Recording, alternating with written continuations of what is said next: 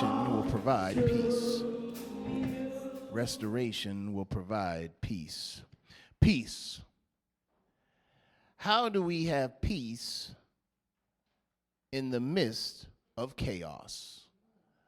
How do we have peace in the midst of chaos? In the August 5th, 2019 edition of the U.S. News and World Report, a study was disclosed that revealed that African American men are more than twice as likely as their white peers to die from police use of force. The study lists such encounters as the leading cause of death among all young black men between the ages of 25 to 29. How do we have peace, knowing those who are sworn to protect us are consistently killing us? How do we have peace when we can be in our own home, not wearing a hoodie, not wearing any gang clothes, but wearing pajamas and eating ice cream? And someone can come into our house and kill us, and there's no outrage nationally by those white or those black in the sentence that such a person receives. How do we have peace? How do we have peace when people have become so emblazoned, so bold that they can act any type of way and say whatever they want to say because who is in the White House? Now people think they have the authority to tell us to go back to where we came from after we built this country on the backs of our ancestors, when our slaves are the one that developed this country, and they got free use of us during 400 years of oppression. How do we have peace? How do we have peace when our own people, and I'm talking to black people, when our own people have been so brainwashed and tainted and sick that in their own minds they still believe the master's ice is colder? They promote this slave mentality that I wouldn't hire one of us. We got to get one of massa's people. They have their own self-hate that they believe that, well, you know, we better let massa handle it, and they believe that all the important work has to be done by massa, and we give our hard-earned money to those who do not look like us, who do not worship with us, who do not invest in us.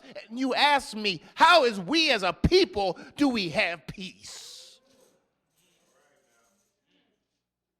How do we have peace when there's a misogynist, xenophobic, lying racist in the White House, and millions of people think just like him and accept his lies and repeat them and defend him? I mean, how do you expect us to have peace?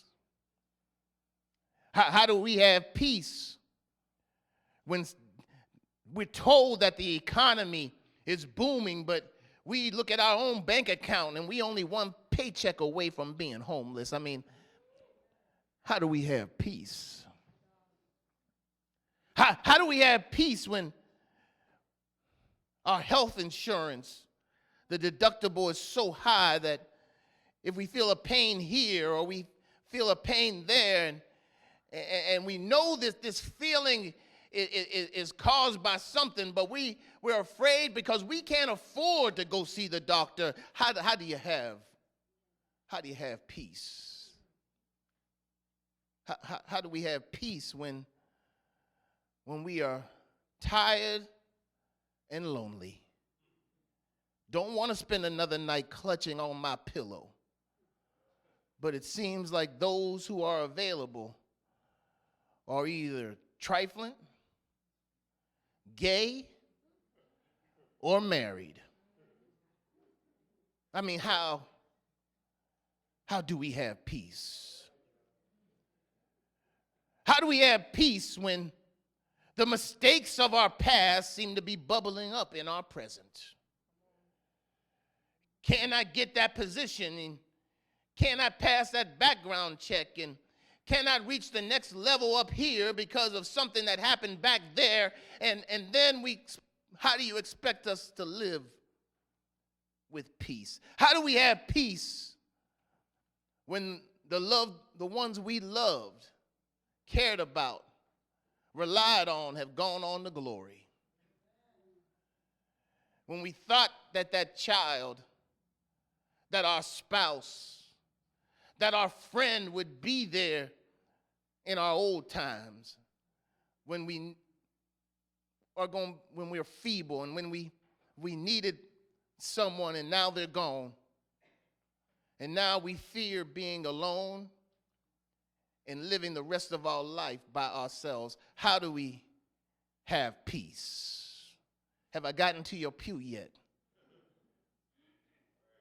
Oh, I got some more. How do you have peace when he whom we trusted, she whom we put our faith in, has betrayed us, cheated on us, turned their backs on us, left us? Now we swear we'll never love again, never trust again, never allow the walls of a real relationship come down again. How do you have peace? How do we have peace when we thought that we would be some other place in our life? We had grand plans when we were young. We thought we would be way up there.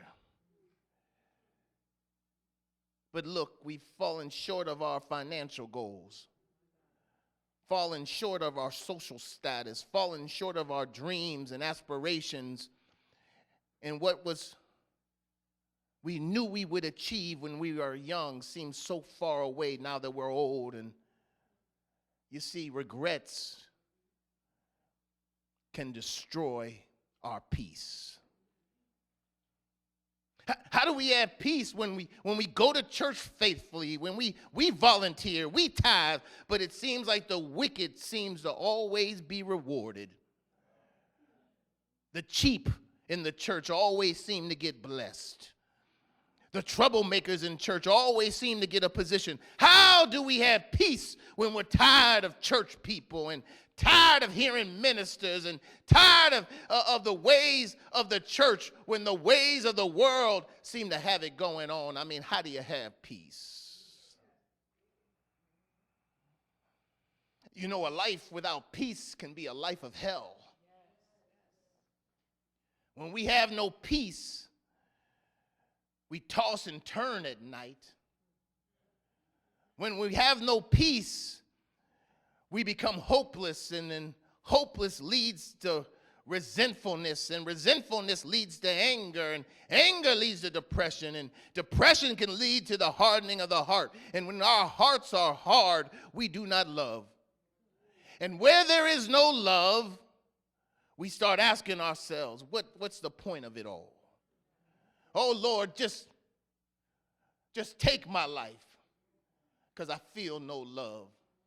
Or worse yet, suicide appears to be a viable option, all because we had no peace. If we believe in Jesus, if we believe that Jesus is God, if we believe that Jesus sits at the right hand of God the Father, if we believe that the same Jesus speaks to you and speaks to me, if we believe that the Holy Spirit is covering us and God is working out everything for our good, then we should believe what Jesus said about peace. Jesus said, "Peace I leave you. My peace I give to you. Not as the world gives, but I give to you. Let your hearts not be troubled, neither let them be afraid."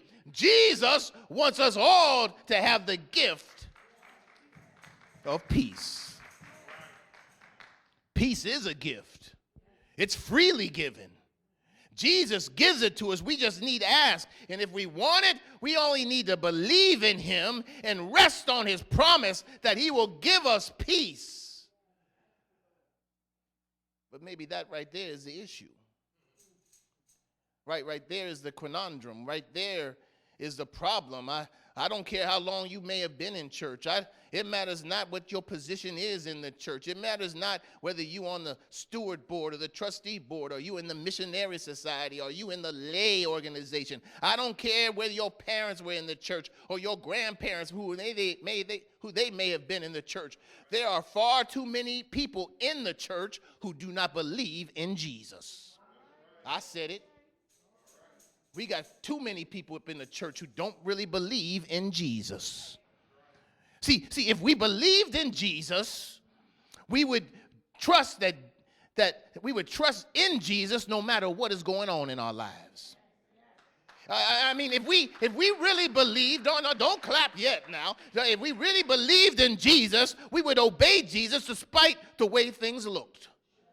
I mean, if we really believed in Jesus, we would act differently towards other people, and we wouldn't act as the world acts. I mean, if we believed in Jesus, we would listen to the words of Jesus and be intentional about doing what Jesus said.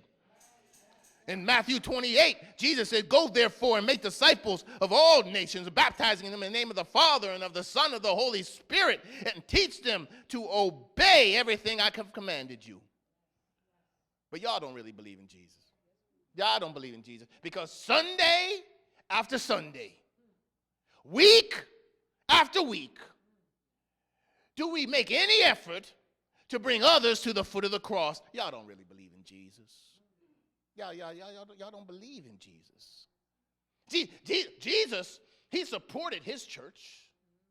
Jesus, in many of the scriptures, you'll find Jesus in the synagogue. That was the church of his time. But we don't believe in Jesus. I can tell we don't believe in Jesus because we don't act as Jesus acted, and we don't live as Jesus lived. We don't support our church programs. We say we want a revival. We want to be restored. But we don't come, and we don't financially support. So all you saying to me is, we really don't believe in that Jesus. You see it on Sunday mornings.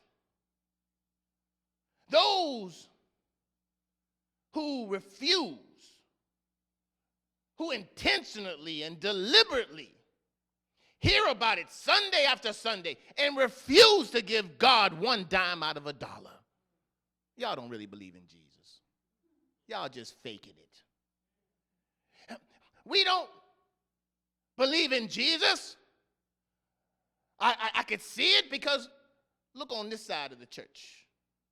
1, 2, 3, 4, 5, 6, 7, 8. 8 pews, not a soul in them. Look at this side of the church. 1, 2, 3, 4, 5, 6. 6 pews, not a soul in them. If we believed in Jesus, we would be telling somebody about the glory of God and the presence of Jesus in this place. And you would fill the house with those who need to learn a little bit more about Jesus. We don't really believe in Jesus. You see it with the empty pews. You see it in our fellowship. You hear it when we gossip. You know, church people do gossip. They talk about this one and that one, and rarely are they spreading the goodness of God, but talking about the negative of their brothers and sisters. Y'all really don't believe in Jesus. Why is it so quiet? Or maybe we know Jesus. We believe Jesus existed. But because of what life has done to us, we lost confidence in Jesus' word. When life has its foot up your butt, that will take away your peace.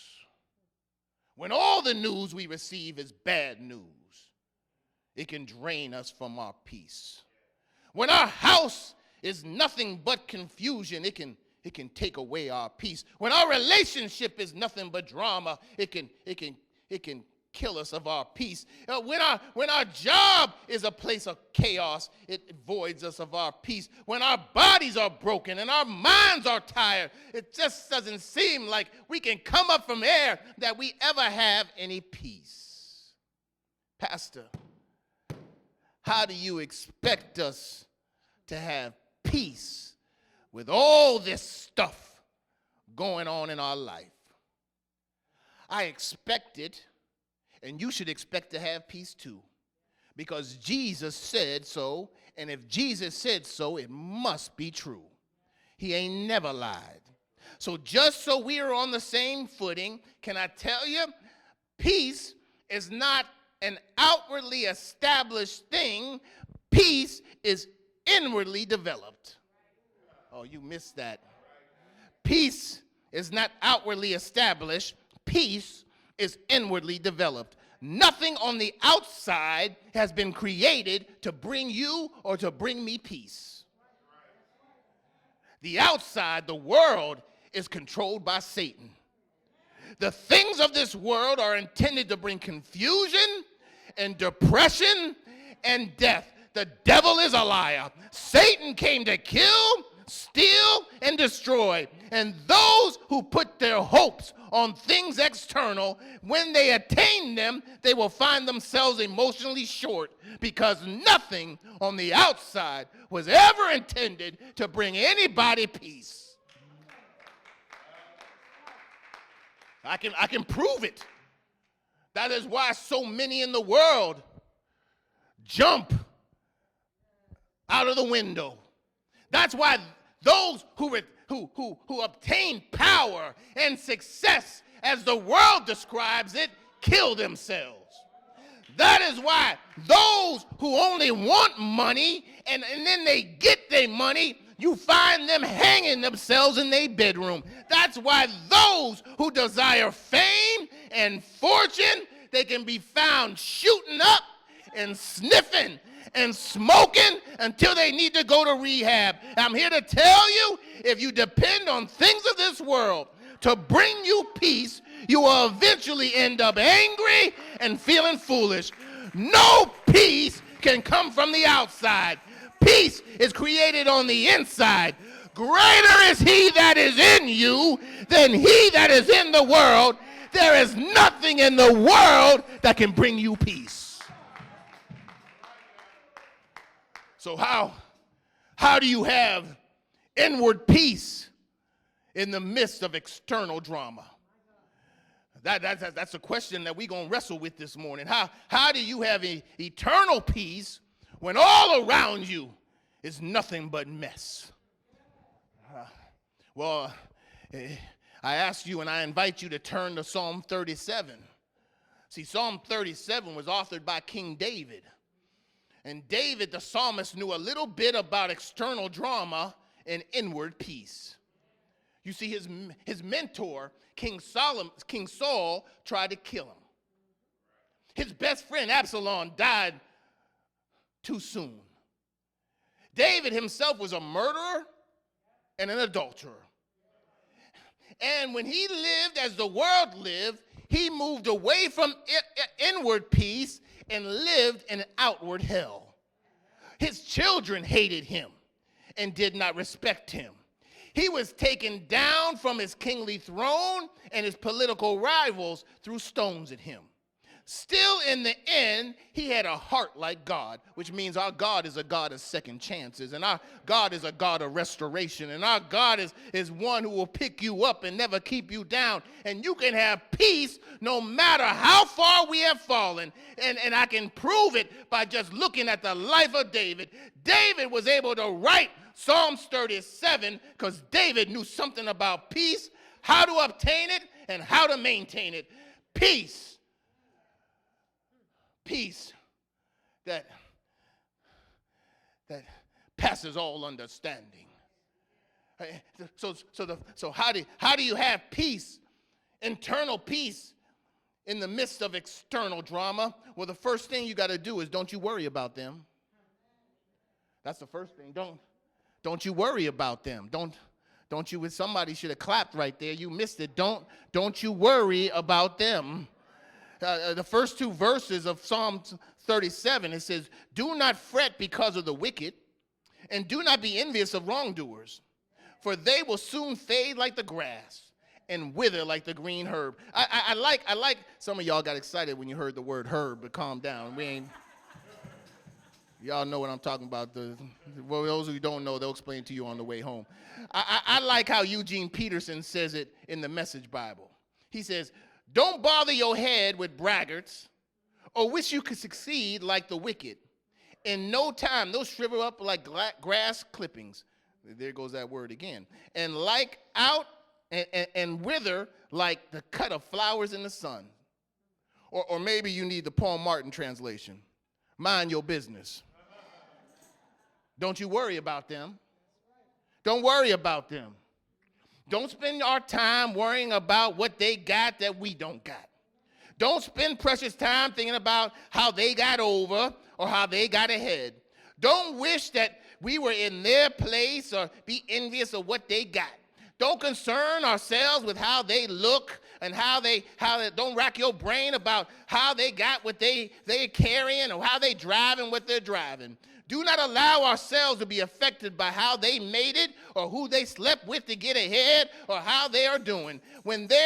Don't you worry about where they are going or how God's going to treat them or how she got him or how he pulled her. Do not worry about how the wicked get ahead. Just be the best you can be. Just be the best you that you are. Keep your mind and your faith focused on the Lord, and don't you worry about them. What am I saying? What I'm saying is we find peace when we're not focused on them and we keep our minds on him. Worrying about them will cause resentment and will brew anxiety and will cause anger to draw near. And I'm here to tell you, you got to change your focus and do not worry about them. Don't concern yourself on the righteous or the unrighteous, the wicked or the saved.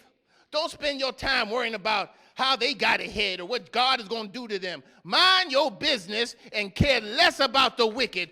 God will handle the wicked. Let God do what God does. Vengeance is mine, saith the Lord. We will have peace that passes all understanding when we don't worry about what others are doing. Let God handle them. You can have peace when you ain't worrying about somebody else's business. Yeah. So, which brings me to my second point. Don't let our emotions dictate our actions.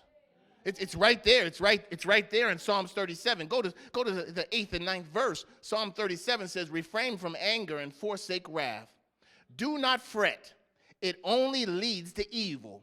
For the wicked shall be cut off, but those who wait for the Lord shall inherit the land. I like how Eugene Peterson put this also. He said, bridle your anger and trash your wrath. Cool your pipes.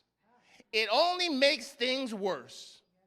Before long, the crooks will be bankrupt, but God's investors will soon own the store. Oh, that's some good news right there. I'm preaching to myself.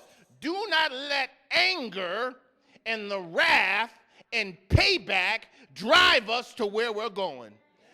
These emotions will only lead to evil, and evil should not follow evil. It's only going to make things worse in your lives. We must control our anger and allow reason and rational thoughts overcome the emotions that will overtake us. Oh, I've been there. I know what you're thinking. I've been there. I know you want to snatch your boss. But I know you want to grab that employer by the throat.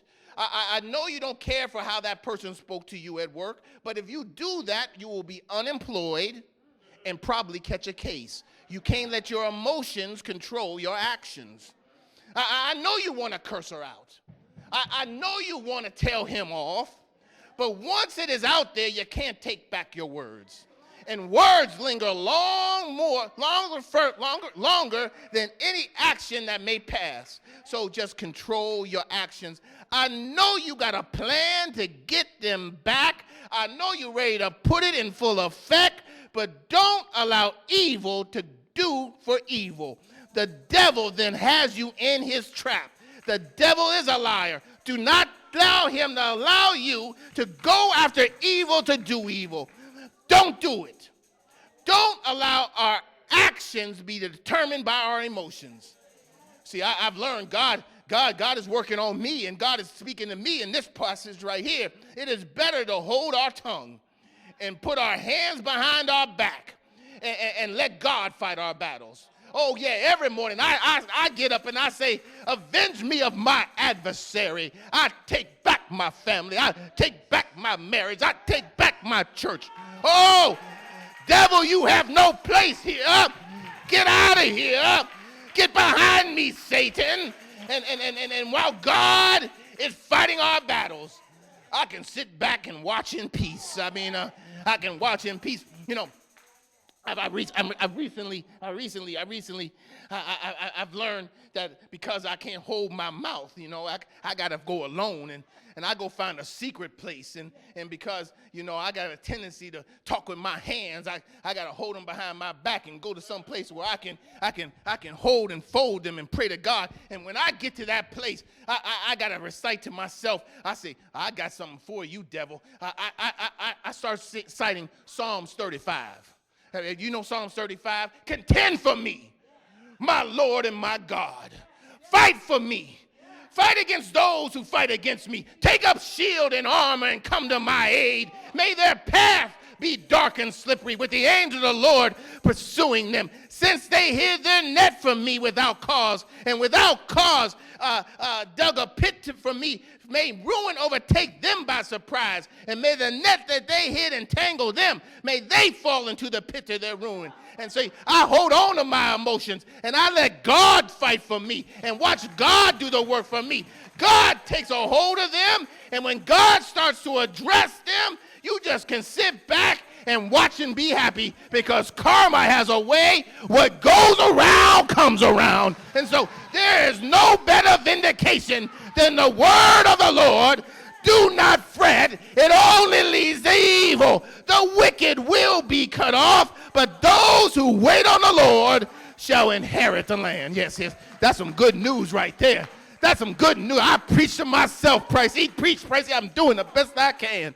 I need to remind somebody, God has promised us that we will get the victory, and God has promised us that all things happen for good of those who love the Lord, and God has promised us that he will defend us and he will fight for us. The wicked will be cut off, and if you just wait on the Lord, you shall inherit the land. Okay, can I tell you what God has for you? It's for you. The fight has been fixed. We already got the victory. Don't stop doing good. The Lord is going to do right. He's going to do exceedingly abundantly more than you could ever ask or imagine. Don't get caught up in their drama. Wait on the Lord, and he will give you the desires of your heart and make all your plans succeed. Don't follow your emotions, but be guided by rational thinking, and do this. Trust in the Lord. That's my last point. See, we will have peace in this life. I'm not talking about when you go over to Jordan. I'm talking about now and today. You can have peace when you trust in the Lord. Oh, it's right there. It's right there in Psalms 37, the 3rd verse. Trust in the Lord and do good, and you will live in the land and enjoy security. Doing good and living life abundantly will give you security, and that will give you peace. I'm here to tell you, Psalm 37, the 4th verse, take a delight in the Lord, and he will give you the desires of your heart. When you can receive the desires of your heart, and all your plans will succeed, can I tell you, you will have peace that knows no understanding. Psalm 37, verse 5, commit your way to the Lord. Trust in him, and he will act. When God moves, when God acts, when God moves on your behalf, Oh my God, you can't help but have peace. Psalm 37, verse 6, he will make your vindication shine like the light and the justice of your cause like the noonday. We don't have to do anything to get somebody back. You just wait on the Lord and watch what the Lord will do. He will never let the righteous be forsaken. And those who are against us, God will handle them in God's time. And he will allow you to see it before your very eyes. God will allow you to see your victory in the sunlight. And in Psalm 37, verse 7, be still before the Lord and wait patiently for him. Do not fret over those who prosper in their way, over those who carry out evil devices. Be still and wait on the Lord. Woo! I know it's hard sometimes, but you got to be patient because God is setting it up so he will make the enemy your footstools. Just be patient and the Lord will show up in God's time. And when the Lord shows up, the Lord shows out. And don't you worry about them and the evil they do. Don't you worry about them. You just wait on the Lord and wait on the glory of the Lord move in your life. Somebody should get happy right now because I just gave you the formula to having peace right there. You just got to just hold on to his unchanging hand. The Lord is speaking to us. Trust in him and have peace. Commit your ways to him and have peace. Delight in him and have peace. Let him fight your battles and have peace. Be still before the Lord and have peace. Obey the Lord and have peace. He is inside you, wants you to have peace. Greater is he that is in you than he that is in the world. If Jesus is in you, then the world can't do nothing to you. And that should be a way in for you to have peace. Jesus, the Son of God, died so we could have peace. Peace. My peace I leave you. Do you believe in Jesus? My peace I give you. Do you believe in Jesus? Not as the world gives, do I give it to you. But let your hearts not be troubled. See, that should give somebody some peace. And don't you be afraid, because the God that's in you is going to fight for you. And you will have peace. Restoration will result in peace. I'm finished. Everybody standing. I'm finished. Hallelujah, yeah.